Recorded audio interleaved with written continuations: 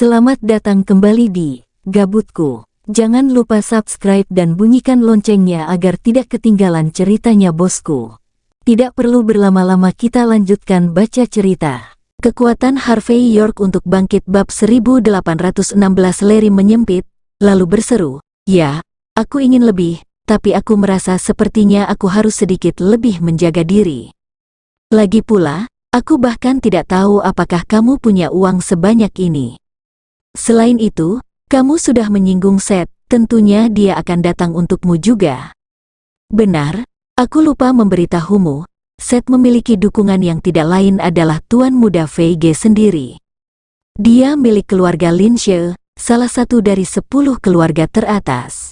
Larry mencondongkan tubuh lebih dekat ke arah Harvey, kemudian diam-diam berseru, "Katakan padaku, apakah kamu akan selesai atau tidak?" Harvey terkekeh. "Timotius VG." Larry menyilangkan kakinya dan menyalakan cerutu dengan acuh tak acuh, lalu dengan tenang bertanya, Apakah kamu takut? Benyamin adalah tuan yang sopan dan elegan ketika dia melakukan bisnisnya, Anda bisa tahu dari perintahnya dan perangainya. Tapi Timothy adalah mesin penggiling daging jika dibandingkan dengan pangeran dan tuan muda lainnya. Apakah Anda benar-benar berpikir Anda dapat menghentikan agresinya?" Fred dan para selebritas tertawa dingin. "Terus berpura-pura, kamu pikir kamu kuat? Kekuatan yang Anda pikir Anda miliki akan membuat Anda terlihat seperti orang idiot. Kami dapat mengembalikan harga diri kami 10 kali lipat setelah kehilangan karenamu." Kerumunan terpecah sekali lagi. Pengawal dari Cotton Real Estate muncul bersama dengan Seth, yang didorong dengan kursi roda. Selusin pengawal berada di belakang Seth, setiap satu dari mereka tampak sangat ganas. Itu adalah pemandangan yang cukup menakutkan untuk dilihat. Larry membeku sesaat setelah melihat pemandangan itu, kemudian tertawa ringan setelah melihat pria di kursi roda. "Bahkan CEO Cotton ada di sini, sepertinya kamu sudah selesai?" Fred dan yang lainnya memelototi Harvey sangat gembira memikirkan tentang apa yang akan terjadi padanya. Di mata mereka, anak yang tidak tahu batasnya ini bahkan tidak akan tahu bagaimana dia akan mati. Seth berjuang untuk berdiri setelah didorong ke kerumunan. Dia benar-benar lumpuh, tapi dia kemudian masih bisa menjatuhkan lututnya ke lantai. Semua pengawal berlutut di belakang Seth dan membungkuk di depan Harvey. Mereka ketakutan, benar-benar ketakutan. Larry dan yang lainnya merasa lesu setelah melihat pemandangan itu.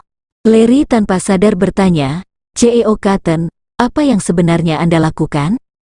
Seth adalah pemilik salah satu real estate terbesar dalam Mordu yang didukung oleh Timothy. Uang yang dia peroleh pada tahun-tahun ini sungguh luar biasa. Kekayaan dan otoritas yang dia miliki dianggap tidak ada habisnya.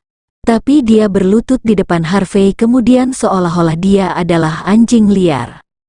Seth mengabaikan semua orang dan menginstruksikan sekretarisnya untuk berlutut dan menyerahkan cek sebesar $155 juta. Dia kemudian berkata sambil merendahkan diri di lantai, "Tuan York, ini uang untuk membayar ganti rugi atas kerugian Nona Zimmer. Tolong jadilah orang yang berhati besar dan anggaplah tidak pernah terjadi apa-apa, biarkan kami pergi." Fred dan para selebritas membeku, mereka sangat terkejut saat itu. Tidak hanya Seth bermasalah dengan Harvey ketika dia sampai di rumah sakit, mereka tidak pernah berpikir bahwa dia ada di sini untuk merendahkan diri dan memohon belas kasihan, bahkan membayar kerugian yang ditimbulkan. Cotton Real Estate tidak punya banyak likuiditas dalam kegiatannya. Seth pasti hampir menyerahkan segalanya untuk mendapatkan uang ini. Siapa Harvey York? Bagaimana bisa dia membuatnya? Seth sangat takut padanya sampai-sampai menggunakan seluruh kekayaannya untuk membayar kerugian. Bukankah Seth didukung oleh Timothy? Ekspresi Larry berubah panik. Dia tidak bisa menahan diri untuk tidak berseru, "CEO Cotton, apa kamu sudah gila?" Bab 1817. Seth menggigil di atas sepatu bootnya. Dia bahkan tidak berani berbicara. Harvey lalu berkata dengan acuh tak acuh, "Aku lupa memberitahumu. Timothy tidak akan bisa mendukungnya, akulah yang mematahkan semua anggota tubuhnya." "Apa menurutmu dia benar-benar bisa membantu Seth setelah itu?" Berita itu mengejutkan seluruh penonton. Apa? Dia bahkan mematahkan semua anggota tubuh Timothy? Bagaimana ini mungkin? Fred dan yang lainnya merasakan ketakutan dalam wajahnya. Mereka menatap Harvey dengan penuh rasa tidak percaya. Mereka tidak mau percaya apa kata Harvey, tapi mereka juga tidak punya pilihan. Mata Larry berkedut panik, bahkan Timothy tidak bisa mendukungnya. Lalu apakah Anda benar-benar berpikir bahwa Elias Patel dapat melakukan itu untukmu? Retakan, Harvey mengambil lencana itu dan menghancurkannya menjadi dua bagian. Ekspresi Fred dan yang lainnya menjadi panik, kemudian menatap Harvey sementara mereka masih belum bisa percaya kata-katanya. Mereka menutup mulut, mati-matian berusaha untuk menghentikan diri dari berteriak. Ekspresi Larry berubah instan. Kamu keparat, beraninya kau merusak lencana Pangeran Patel? Harvey bertepuk tangan dan ketenangan terlihat di wajahnya. Dia lalu berkata, Tyson, ada yang dicurigai memeras saya dengan total 3,2 miliar dolar. Suruh polisi ke sini untuk menangkap dia. Tyson menelepon Jay bersama anggota polisi lainnya kemudian memaksa Larry dan yang lain ikut ke kantor polisi. Padahal polisi tidak melakukan penangkapan salah satunya karena perselisihan ekonomi terkait dengan kasus perdata. Namun, itu cukup untuk menyebarkan berita itu dimanapun. Saham Hengdian World Studios turun lebih rendah lagi. Bagi Larry, ini adalah situasi kekalahan yang sebenar-benarnya. Bagian penting lainnya adalah selebriti yang datang bersamanya terlibat dengan tindakan ilegal perdagangan makanan laut dan ditahan untuk penyelidikan lebih lanjut. Fred juga ditahan, karena dia memercikkan air ke wajah George. Ini dianggap tindakan merugikan yang disengaja dan perlu diselidiki lebih lanjut. Sampai dengan George membatalkan tuntutan, Fred harus tinggal di balik jeruji besi selama beberapa waktu. Itu masih harus ditentukan apakah air yang digunakan adalah air keran atau mineral. Tetapi sebelum investigasi selesai, Fred tidak punya kesempatan untuk keluar lebih awal. Larry benar-benar dipermalukan. Bukan hanya dia gagal menginjak Harvey, dia menderita kerugian besar karena ini. Segera setelah meninggalkan kantor polisi, dia langsung pergi ke rooftop garden di pusat Mordu. Seperti biasanya, tempat itu tampak seperti surga yang tersembunyi. Gunung palsu ditempatkan di mana-mana bersama dengan paviliun, bunga, pohon, dan jembatan kecil di atas air yang mengalir. Angin kencang yang berhembus membuat Larry sedikit lebih tenang. Pada saat ini, dia dengan hormat menonton Elias berlatih dengan pedang Tai Chi-nya. Dibandingkan dengan gerakan Tai Chi-nya sebelumnya, setiap ayunan pedang terasa seperti meteor yang masuk di langit malam. Setiap gerakan adalah mudah, indah, dan menggembirakan. Jika itu zaman kuno, gerakan Elias pasti akan disalahartikan sebagai seorang ksatria. Tetapi bahkan di zaman sekarang ini, gerakannya mampu membuktikan kecakapan dan kekuatannya. Swing, swing, swing, arus pedang menghilang di sekelilingnya, daun jatuh terbelah buka dengan potongan yang tepat di antara mereka. Benar-benar terampil, Larry berseru sambil terkejut. Dia tidak berusaha menyanjung Elias sama sekali, keahliannya benar-benar luar biasa. Elias mengabaikan Larry dan menyarungkan pedangnya, lalu melemparkannya ke sekretarisnya yang berdiri di samping. Sekretaris segera membawa semangkuk air panas untuk mencuci tangan Elias. Larry memperhatikan dengan seksama sampai Elias selesai dengan latihannya, lalu berjalan ke depan untuk menyambutnya dengan tangan terlipat. Pangeran Patel, bab 1818. Elias dengan tenang berkata, Larry, ini bukanlah pasar, tidakkah Anda datang ke sini sudah terlalu banyak? Secara alami, dia tahu bahwa Larry tidak akan mungkin berada di sini jika masalahnya terpecahkan. Tapi sejak ia muncul, ini artinya dia gagal. Mata Larry terus berkedut, dia tanpa sadar berlutut, Pangeran Patel, saya sungguh tidak berdaya, aku telah mempermalukanmu. Elias menunjukkan tatapan dingin dan tenang menjawab, kamu tidak bisa menekan dia? Itu benar. Dia mematahkan lencanamu menjadi dua dan mengirimku ke penjara karena pemerasan. Dia juga mengambil uang dari Seth dan mengatakan bahwa dialah yang mematahkan kaki Timothy. Oh, Ekspresi keingintahuan Elias terlihat, dia pasti lawan yang menarik. Tapi ini bukan apa-apa, Timothy bukan salah satu dari 10 keluarga besar. Bagaimanapun juga dia hanya mampu memamerkan otoritasnya karena Benyamin adalah saudara iparnya. Benyamin sangat peduli terhadap reputasinya. Wajar jika anggota badan Timothy patah karena Benyamin tidak ingin membantu saudara ipar tak bergunanya itu menyebabkan lebih banyak masalah. Jangan takut pada orang kecil hanya karena ini. Dan jangan lupa Anda adalah juru bicara saya. Elias masih cukup tidak puas dengan Larry, tapi dia tetap dengan sabar mengajarinya beberapa hal karena sulit baginya untuk mengasuh orang-orang yang berguna baginya. Larry akan menjadi boneka yang tidak berguna jika dia takut dan bodoh begitu saja. Larry menganggukkan kepalanya terus-menerus setelahnya mendengar kata-kata itu. Ah, aku mengerti. Tapi anak ini mengabaikan otoritasku hingga menghancurkan lencana Anda menjadi 2 bagian. Dia tidak menghormati saya. Elias dengan acuh tak acuh berjalan menuju papan catur dan mulai memainkannya. Lencana itu sudah 20 tahun lebih bersamaku. Lencana tersebut mewakili kehadiranku. Bukan hanya Mordu, siapa yang berani tidak menghormati saya bahkan di negara Ha? Saya tidak menghormati orang lain selama bertahun-tahun. Saya tidak berpikir bahwa saya akan yang tidak dihormati hari ini. Elias meratap, biasanya, gelar 6 Pangeran Mordu akan cukup untuk menginjak-injak orang yang tak terhitung jumlahnya. Sangat jarang bertemu seorang lajang yang tidak takut saat ini. Anak itu tidak tahu batasan kemampuannya, dia tidak punya apa-apa untuk ditunjukkan. Ekspresi Larry menjadi sedikit lebih tenang dari sebelumnya. Saya melakukan penyelidikan terhadap seorang wanita sebelumnya, yang ternyata adalah putri baptis Benyamin, Yona, mendukung Harvey di belakangnya. Yona cukup kecewa karena Timothy terus menempel padanya. Harvey pasti melumpuhkannya demi Yona. Dan dia menjadi pendukung Harvey di seluruh Mordu. Itu sebabnya jika kita dapat menekan Yona, kita juga bisa menekan Harvey. Ini hanyalah masalah sederhana. Elias kemudian dengan tenang berkata, untuk mengambil risiko yang sangat berbahaya untuk melumpuhkan Timothy yang menempel pada Yona sudah termasuk keterampilan yang cukup mengesankan. Kita harus mengakui keunggulannya dirinya atas kesabaran dan keberanian yang luar biasa. Tapi dia mungkin memiliki tujuan yang lebih dalam, yaitu untuk menarik perhatian Benyamin. Tapi itu adil, Benyamin pernah melawan otoritas publik dan orang-orang dari dunia bawah, tapi dia kekurangan anjing yang cukup ganas untuknya. Mungkin Harvey adalah anjing dari pria itu, tidakkah menurutmu begitu? Melihat penampilan lucu Elias, Larry mengerutkan kening. Pangeran Patel, apakah Anda mengatakan itu karena Benyamin ingin menggunakan Harvey untuk menciptakan badai di Mordu? Bab 1819.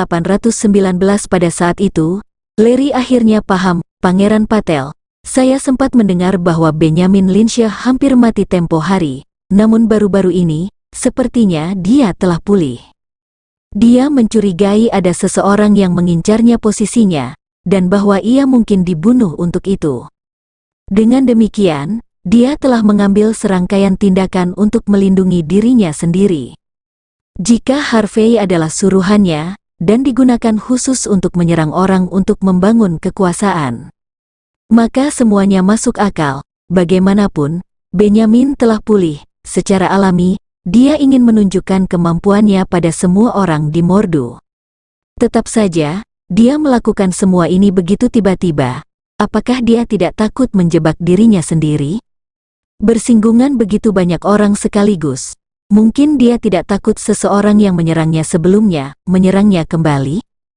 Meskipun Larry cukup berpengaruh sosok di kalangan kelas atas, dia masih jauh dari menjadi keluarga kelas atas. Karena itu, dia tidak bisa mengetahui dengan benar niat Benyamin. Elias meletakkan bidak caturnya dan berkata acuh tak acuh, untuk Benyamin, menyinggung beberapa orang tidak berarti apa-apa. Tujuannya sekarang adalah menemukan seseorang atau bahkan kelompok dan membangun prestise. Melalui ini, lawan-lawannya tidak akan menyakiti orang yang tidak bersalah. Tapi kamu harus tahu itu Benyamin berasal dari keluarga Lynch Sunan, dia bukan keturunan langsung. Oleh karena itu, posisinya saat ini tidak stabil. Jadi, dia memiliki anak buah untuk mensolidkan statusnya dengan cara membunuh orang lain. Ini hanya trik kecil di lingkaran kita.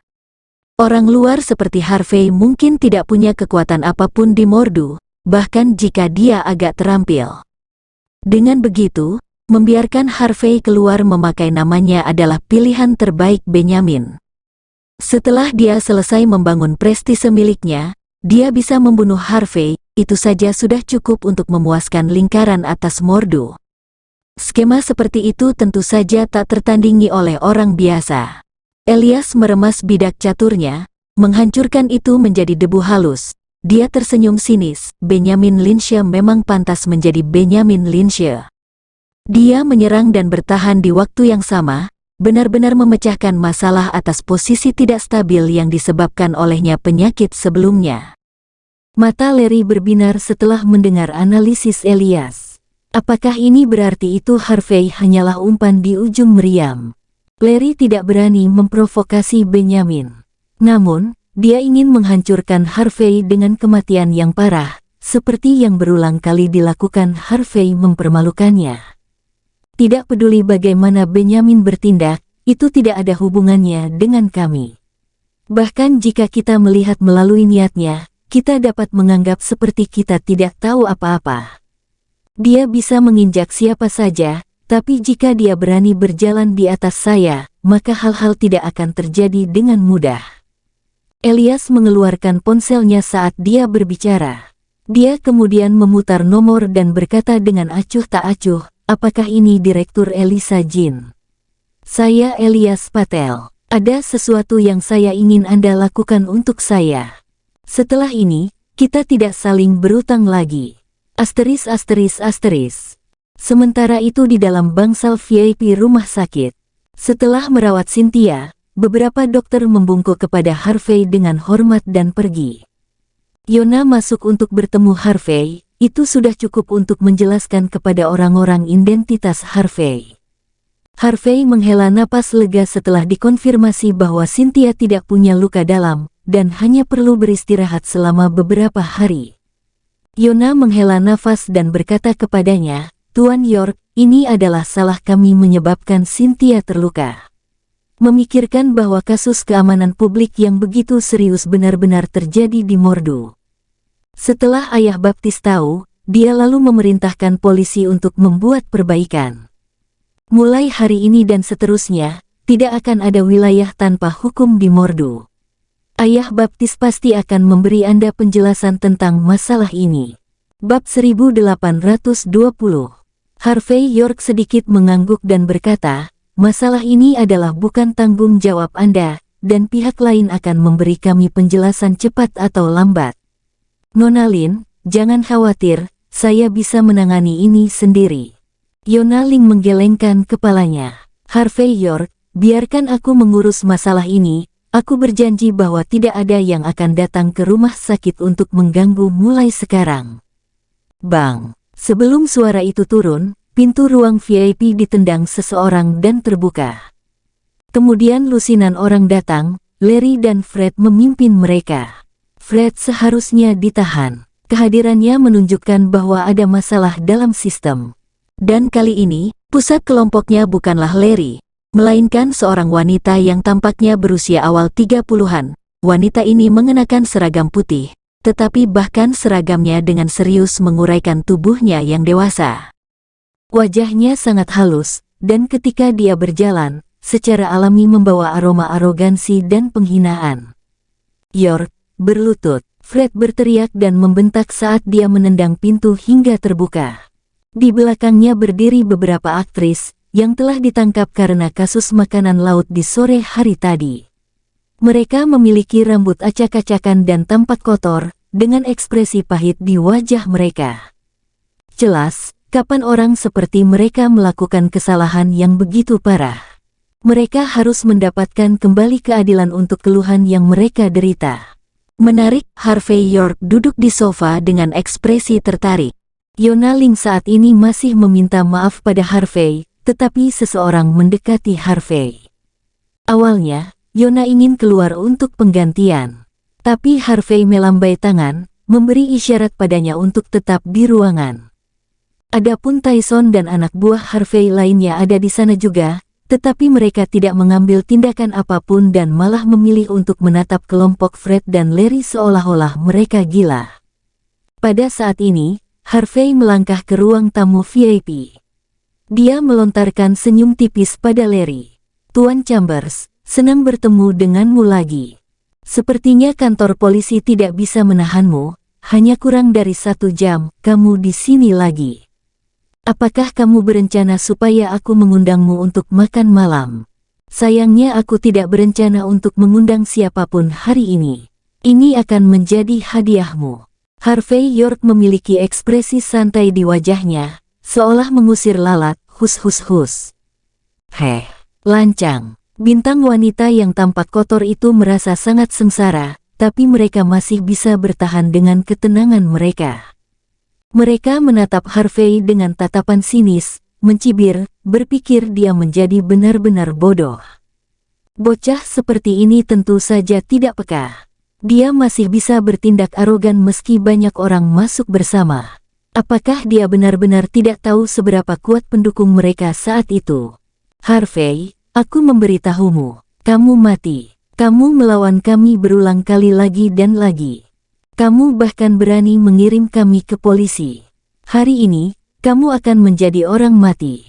Tidak hanya kamu selesai, tetapi siapapun terkait dengan Anda semua akan mati."